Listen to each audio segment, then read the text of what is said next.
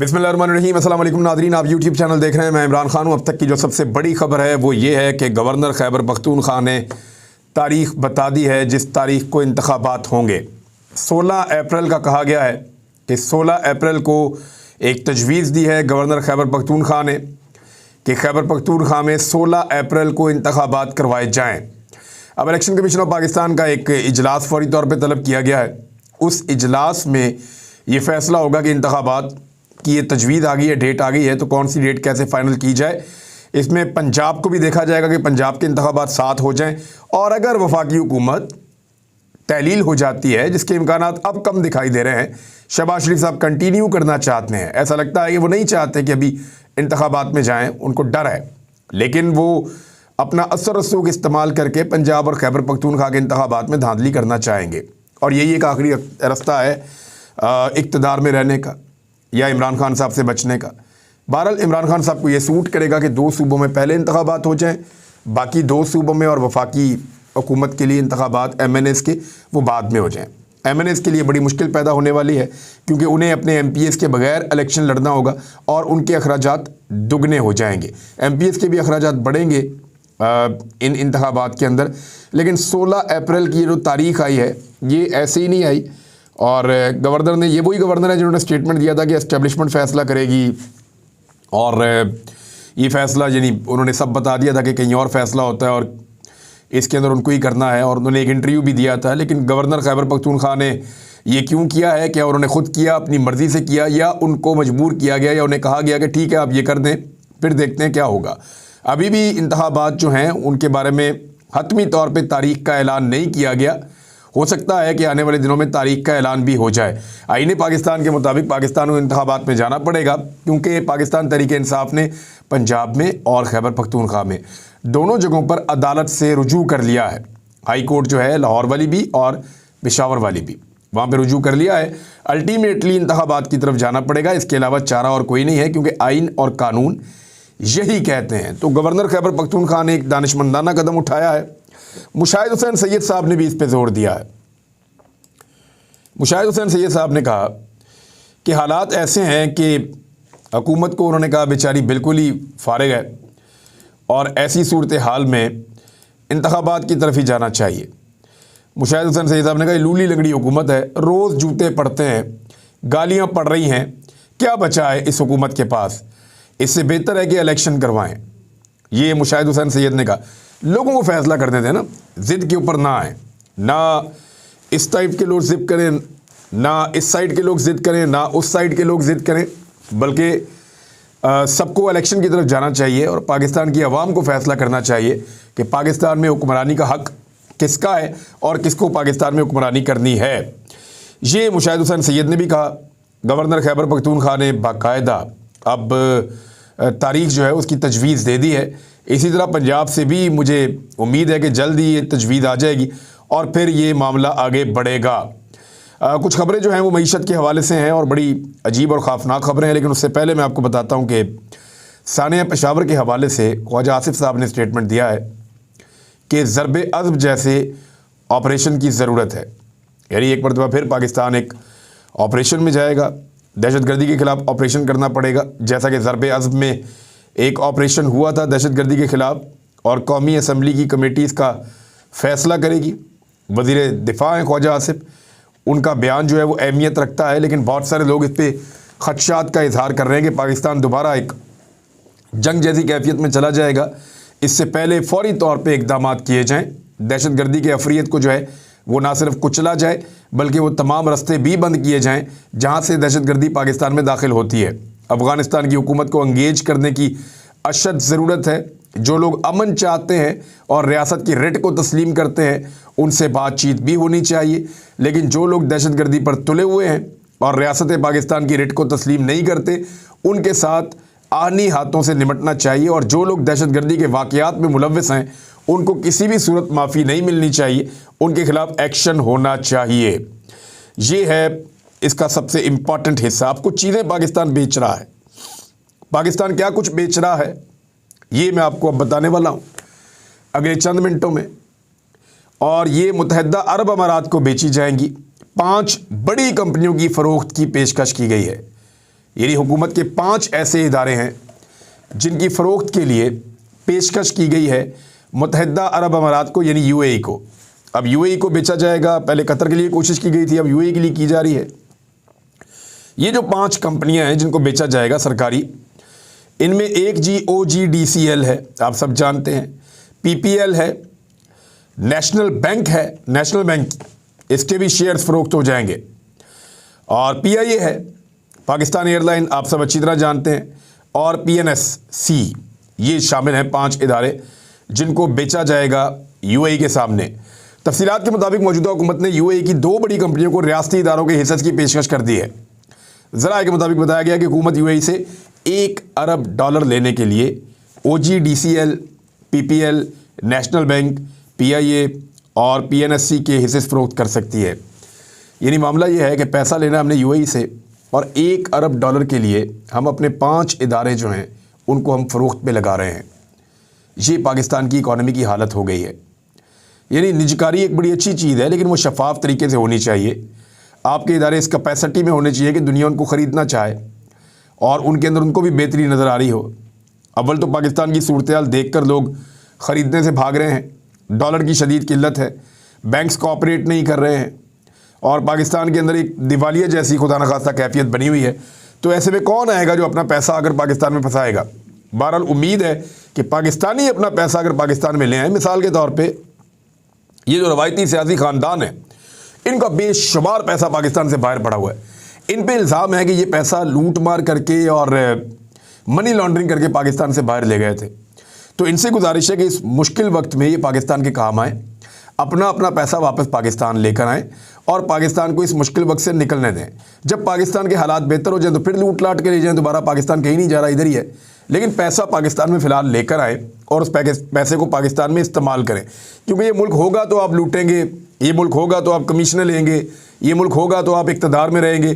तो मुल्क का होना बहुत ज़रूरी है, और मुल्क के होने के लिए मुल्क की मईशत का चलना बहुत ज़रूरी है। अब एक तरफ तो इदारे बेचे जा रहे हैं, दूसरी जानिब वज़ारत ख़ज़ाना क्या कह रही है?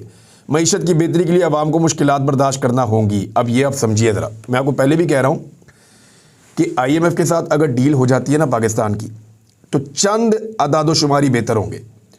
नंबर 1, कुछ पाकिस्तान के कौमी ख़जाने के अंदर पैसे आ जाएंगे। नंबर 2, कुछ दोस्त ममालिक थोड़े से पैसे दे देंगे। नंबर 3, उस डील के बाद थोड़ा सा एतमाद बढ़ेगा, आपके कुछ इदारे बिक जाएंगे, थोड़े बहुत पैसे आ जाएंगे, तनख्वाहें देने का सिस्टम चल पड़ेगा, तो एक पहिया पाकिस्तान का थोड़ा चल पड़ेगा, और कुछ डॉलर भी कुछ 10-20 रुपये शायद नीचे आ जाए। ये चीज़ें तो कंट्रोल हो जाएंगी, लेकिन महंगाई कंट्रोल नहीं होगी। ये मैं आपको बार बार बता रहा हूँ। अब वज़ारत ख़ज़ाना इसका एतराफ़ कर रही है। यानी ये सब कुछ जो होगा, ये दिखाने में पेपरों की हद तक पाकिस्तान के लिए बेहतर होगा, लेकिन आम आदमी के लिए उसके अंदर कोई रिलीफ नहीं होगा। उसमें क्या क्या चीज़ें हैं मैं आपके साथ शेयर कर देता हूँ। और मुज़ाकरात का आगाज़ तो हो चुका है तकरीबन, और इसके अंदर जो चीज़ें हैं जो पब्लिक को बर्दाश्त करनी पड़ेंगी, वो अशिया खुर्दोनोश की कीमतें ज़्यादा रहेंगी, गैस की कीमतें ज़्यादा रहेंगी, बिजली की कीमतें ज़्यादा रहेंगी, पेट्रोल की कीमतें ज़्यादा रहेंगी। और क्योंकि जब पेट्रोल और डीज़ल महंगा हो जाता है तो फिर हर चीज़ महंगी हो जाती है। खादें महंगी हो जाएंगी, इजनास महंगी हो जाएंगी, सब्ज़ियाँ और फल महंगे हो जाएंगे, अद्वियात महंगी हो जाएंगी, किराए बढ़ जाएंगे गाड़ियों के, और रेंट के किराए बढ़ जाएंगे। हर चीज़ जो है वो यानी जो हाउस रेंट वगैरह है, ये सारी चीज़ों की कीमत में इजाफ़ा हो जाएगा। तो जब इन चीज़ों की कीमत में इजाफ़ा होगा तो एक आम पाकिस्तानी मुतासर हो जाएगा मुख्तलिफ़ शोबों के अंदर। तो ये चीज़ें जो है होने वाली हैं, और वज़ारत ख़ज़ाना अब इसका एतराफ़ कर रही है। और इसी दौरान में जब नैब के अंदर तरामीम की गई हैं, यानी एक तरफ तो गरीब आदमी को नचोड़ना है, उसका खून चूसना है, हर चीज़ पे टैक्स लगाना है, तो दूसरी जानिब नैब की तरामीम करने की वजह से हाल ही में 2.5 अरब के करप्शन रेफरेंसेस अदालतों से वापस हो गए हैं। और यानी बहुत सारे केसेस होते रहते हैं। अब ये 2.5 अरब रुपए के और केसेस हैं, जो 250 करोड़ ये जो केसेस हैं ये वापस हो गए हैं अदालतों से, क्योंकि नैब के कवानीन ही बदल दिए गए हैं। जब नैब के कवानीन बदल गए तो फिर जब वो कवानीन ही नहीं हैं तो किस बुनियाद के ऊपर पैसा रिकवर किया जाए। दूसरी जानी पेट्रोलियम मसनूआत ही सिर्फ महंगी नहीं हो रही, गरीब का चूल्हा बुझाने की पूरी तैयारी की जा रही है। अब होटलों के अंदर भी बहुत महंगाई हो जाएगी। उसकी वजह क्या है कि एलपीजी ज़्यादातर इस्तेमाल होती है, उसकी कीमत में भी एक तारीखी इजाफा हो गया है। और ये तारीखी इजाफा मैं कह रहा हूँ तो इसको आप समझिए, 59 रुपये 60 पैसे फ़ी किलोग्राम का बड़ा इजाफा हुआ है, यानी लगभग 60 रुपये 1 किलो के पीछे इजाफा हो गया है। ये बहुत बड़ा इजाफा है। यानी जो घरेलू सिलेंडर पहले 703 रुपये 24 पैसे महंगा हो गया है, टोटल जो 703 रुपये 24 पैसे की महंगाई हो गई है घरेलू सिलेंडर के ऊपर। और पेट्रोल की कीमत पहले बढ़ गई है, डीजल की कीमत पहले बढ़ गई है, गैस की कीमत बहुत तेज़ी से बढ़ने जा रही है, एलपीजी का रिकॉर्ड महंगाई के अंदर इन्होंने इजाफा कर दिया है। जबकि ख्वाजा साद रफ़ीक साहब ने कहा कि उनको रेलवे को बचाने के लिए बहुत सारे पैसे चाहिए और अब आने वाले दिनों में वो रेलवे के किरायों में भी इजाफा करने जा रहे हैं। 7 से 8% उन्होंने कहा है और डिमांड तो ये किया जा रहा है कि ज़्यादा इजाफा किया जाए, लेकिन रेलवे के किरायों में भी आप देखेंगे आने वाले दिनों में इजाफा हो जाएगा। अब एक और ख़बर है कि फरवरी के अंदर मुबैना तौर पे जो खबरें आ रही हैं उनके मुताबिक पाकिस्तान में ईंधन के मसाइल पैदा हो सकते हैं, यानी तेल के मसाइल पैदा हो सकते हैं, उसकी किल्लत पैदा हो सकती है। वो कैसे? वो ऐसे कि पाकिस्तान को फरवरी के महीने में ईंधन की तरसील में शदीद बहरानी सूरत हाल का सामना करना पड़ सकता है, क्योंकि मुल्क के तेज़ी से कम होते हुए ज़र मुबादला के ज़खायर के पेश नज़र बैंकों ने दरामदात के लिए अदायगियाँ बंद कर दी हैं। देखिए, इसहाक डार साहब IMF की हर शर्त मानेंगे। पाकिस्तान इस जगह पे इससे पहले कभी नहीं पहुंचा था। आज पाकिस्तान IMF को नो नहीं बोल सकता। जो IMF कहेगा हर शर्त मानेंगे, क्योंकि फौरी तौर पे पैसे चाहिए। अगर पैसे ख़त्म हो गए, ज़र मुबादला के ज़खायर ख़त्म हो गए, तो फिर पाकिस्तान तेल नहीं मंगवा पाएगा बाहर से, और तेल के बगैर आपकी सारी मईशत रुक जाएगी। आप बिजली नहीं बना पाएंगे, ईंधन से बिजली भी बनती है, आप पेमेंट्स नहीं कर पाएंगे, बेशुमार चीज़ें आपने पहले रोक दी हैं। बैंक्स LCs खोलने से इनकार कर रहे हैं, क्योंकि पाकिस्तान के पास ज़र मुबादला ख़त्म होता चला जा रहा है।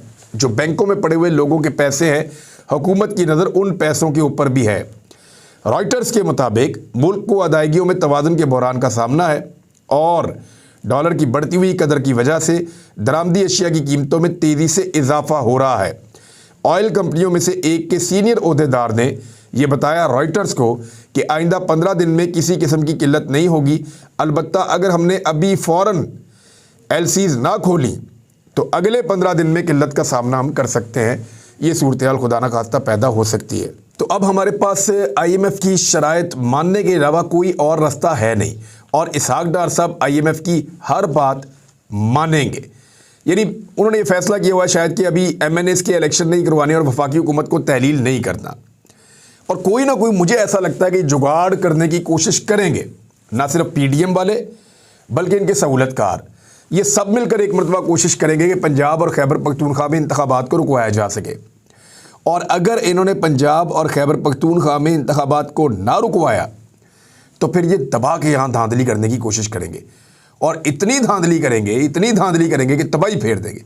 लेकिन इसके बावजूद अगर पाकिस्तान तहरीक इंसाफ ने उसी तरह इलेक्शन लड़ा जैसे उन्होंने 17 जुलाई 2022 को इलेक्शन लड़ा था हमजा शहबाज की हुकूमत में, और एस्टेब्लिशमेंट के ख़िलाफ़ और हर तरह के हथकंडों के ख़िलाफ़ अगर उसी तरह इलेक्शन लड़ा तो फिर ये 2/3 अक्सरियत पंजाब में और खैबर पख्तूनख्वा में बना लेंगे। उसके लिए इमरान खान साहब अब फाइनल कर रहे हैं खैबर पख्तूनख्वा में और पंजाब में उम्मीदवारों के नाम, जिनको उन्होंने अगले इंतखाबात के लिए टिकट देने हैं। तो मैं आपको कुछ चीज़ें तो क्लियर कर दूं। पंजाब के अंदर जो लोग लोटे नहीं बने और इमरान खान साहब के साथ खड़े रहे हैं, 99% उन्हीं को टिकट मिलेंगे। कुछ मखसूस नशस्तों के ऊपर लोग फारिग हो जाएंगे, वो तब्दील हो जाएंगे, क्योंकि मखसूस नशस्तों के कुछ लोगों ने बड़ी अजीब किस्म की इन्फॉर्मेशन इमरान खान साहब को पहुंचाई और गलत इन्फॉर्मेशन भी दी, तो वहाँ से कुछ लोग फारिग हो जाएंगे। और चंद इक्का दुक्का लोग हैं जो सूबाई असम्बली के ऐसे उम्मीदवार हैं जो पहले MPA थे, लेकिन इस मरतबा शायद इमरान खान साहब उनको टिकट ना दें। वो चाहते हैं कि परवेज़ इलाही साहब PTI के टिकट पे इलेक्शन लड़ें, लेकिन देखना यह है कि उनका क्या बनता है। वैसे काफ लीग को एक कंट्रोल में चौधरी शुजात हुसैन साहब के ही रखा गया है, और इलेक्शन कमीशन के फैसले के मुताबिक काफ लीग के सदर चौधरी शुजात हुसैन ही बरकरार हैं, तो वो कंट्रोल तो उनके पास है। तो परवेज़ इलाही साहब इमरान खान साहब चाहते हैं यहाँ पे आ जाएं और फिर पंजाब को फाइनल करेंगे। अब आ जाए आप जो बाकी लोग हैं, यानी बहुत सारी सीटें ऐसी हैं जहाँ पे PMLN जीती थी और PTI नहीं जीती थी। उन सीटों के ऊपर इमरान खान साहब ने अब बेहतर उम्मीदवार चुनने हैं, क्योंकि 17 जुलाई के जो 20 उम्मीदवार हैं उनमें से ज़्यादा इमरान खान साहब ने खुद चुने थे और वो सारे जीत गए थे। तो इसी तरह अब इमरान खान साहब पंजाब के सूबाई असम्बली के लिए सारे उम्मीदवार खुद चुनेंगे। नौजवानों को मौका देना उनके दिमाग में चल रहा है और साथ ही साथ वो नए लोगों को लाना चाहते हैं, क्योंकि नए लोगों ने साबित किया है कि इमरान खान साहब की पॉलिसी के साथ खड़े हुए नए लोगों में से कोई नहीं बिका। पुराने सियासतदान, रवायती सियासतदान लोटे बने हैं, लेकिन नए लोगों ने इमरान खान साहब के साथ खड़े होकर दिखाया। ज़्यादातर ऐसा ही हुआ है। खैबर पख्तूनख्वा में आ जाएं। खैबर पख्तूनख्वा में बहुत सारे ऐसे लोग हैं जो फारिग हो जाएंगे, यानी सारे तो नहीं हो जाएंगे, लेकिन अक्सरियत तो पहले वाली ही होगी। जो इमरान खान साहब ने पहले टिकट जिनको दिया था वही जीत कर आ जाए, दोबारा आ जाएंगे। लेकिन बहुत सारे लोग तब्दील हो जाएंगे, क्योंकि बहुत सारे खैबर पख्तूनख्वा में क्योंकि कोई टेस्ट आया ही नहीं ऐसा। लेकिन इमरान खान साहब को ये पता चला कि कुछ MPAs खैबर पख्तूनख्वा में ऐसे रहे हैं जिनको अब वो तब्दील करना चाहते हैं, इसीलिए कुछ लोगों ने पाकिस्तान तहरीक इंसाफ को थोड़े दिन पहले छोड़ा भी है और वो इमरान खान साहब के ख़िलाफ़ मुख्तलिफ़ किस्म की कंपेन्स का हिस्सा भी रहे हैं। लेकिन खैबर पख्तूनख्वा के अंदर कुछ तब्दीली आएगी। पंजाब में जो लोग ईमानदारी के साथ खड़े रहे वो इमरान खान साहब के साथ रहेंगे। लोटों के मुकाबले में इमरान खान साहब तगड़े उम्मीदवार खड़े करना चाहते हैं ताकि सारे लोटे निशाने इबरत बने। तो नाज़रीन, ये था अब तक की सारी इन्फॉर्मेशन मैंने आप तक पहुँचा दी है। अपना ख्याल रखिएगा, अपने इस चैनल का भी। अल्लाह हाफ़िज़।